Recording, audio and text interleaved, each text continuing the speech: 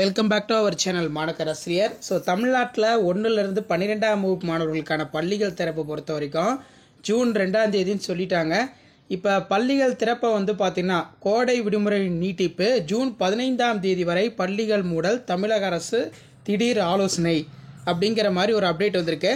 So இதுக்கான ஒரு explanation இந்த வீடியோவில் பார்க்கலாம். அது பார்க்கறதுக்கு முன்னாடி மாநகராசிரியர் யூடியூப் சேனல் சப்ஸ்கிரைப் பண்ணிக்கோங்க, கீழே இருக்கிற பெல் ஐகானை ப்ரெஸ் பண்ணிக்கோங்க. ஸோ இன்னும் ஸ்கூல் ரீஓப்பனிங் பார்த்தீங்கன்னா ஒரு நாள் தான் இருக்குது. இப்படிப்பட்ட சூழ்நிலையில் பள்ளிகள் திறப்பை ஜூன் 15ஆம் தேதிக்கு ஒத்தி வைக்கப்பட வேண்டும் என்று தமிழக முதலமைச்சருக்கு பார்த்திங்கன்னா மனு பார்த்தீங்கன்னா கொடுக்கப்பட்டிருக்கு. ஸோ தமிழ்நாட்டிலையும் சரி புதுச்சேரியிலையும் சரி வெயிலுடைய தாக்கம் வரக்கூடிய காலங்கள் அதிகமாக இருக்கும், நோய் தொற்றும் அதிகமாக இருக்குது. அதனால் பள்ளிகள் திறப்பை பொறுத்த வரைக்கும் ஜூன் 15ஆம் தேதிக்கு மேலே திறக்கணும். ஜூன் 15ஆம் தேதி வரைக்கும் பள்ளிகளை மூட வேண்டும். ஜூன் 16ஆம் தேதி பள்ளிகளை திறக்கப்பட வேண்டும் என்ற கோரிக்கை சற்று முன்பு பார்த்தீங்கன்னா எம்எல்ஏ பார்த்தீங்கன்னா கொடுத்துருக்காங்க. புதுச்சேரியில் ஜூன் 15ஆம் தேதிக்கு பின் பள்ளிகளை திறக்க முதல்வரிடம் கோரிக்கை. புதுச்சேரியில் ஜூன் 15ஆம் தேதிக்கு மேல் பள்ளிகளை திறக்க உத்தரவிட வேண்டும் என்ற முதலமைச்சர் ரங்கசாமியிடம் சுயேட்சை எம்எல்ஏ மனிதநேய மக்கள் சேவை இயக்கத்தின் நிறுவனரான கே என்கிற குப்புசாமி அவர்கள் பார்த்தீங்கன்னா கோரிக்கை வச்சிருக்காங்க. இவர் இதில் என்ன சொல்லியிருக்காரு அப்படின்னா, இது தொடர்பாக இன்று அவர் சட்டப்பேரவையில் முதல்வரை நேரில் சந்தித்து மனு ஒன்றை அளித்துள்ளார்.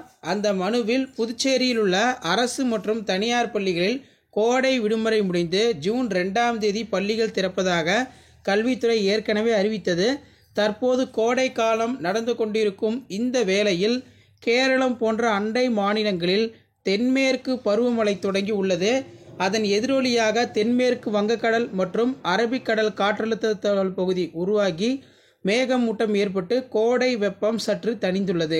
தற்போது ஏற்பட்டுள்ள காற்று அதே மாதிரி காற்றழுத்த தாழ்வு மையம் கரையினை கடந்து விட்டால் காற்றில் உள்ள ஈரப்பதம் குறைந்து தற்காலிகமாக நிலவி வந்த குளிர்ந்த மேகமூட்டங்கள் கலைந்துவிடும்.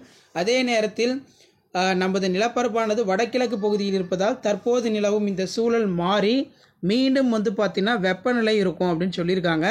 ஸோ இதில் பார்த்தீங்கன்னா என்ன சொல்லியிருக்காங்கன்னா, தற்போது நிலவும் சூழ்நிலை மாறி வெப்பத்தின் அளவு கூடுதலாக இருக்கும் என்றும் மேலும் வரும் நாட்களில் வெப்பத்தின் அளவு 100 டிகிரிக்கு மேல் செல்லும் நிலை ஏற்படும் என்று கூறப்படுகிறது. இதனால் பள்ளிகளுக்கு செல்லும் மாணவிகள் வெப்பத்தின் தாக்கத்தால் பாதிக்கப்படுவார்கள். தற்போது கொரோனா தொற்றின் தாக்கமும் பரவலாக அதிகரித்து வருகிறது.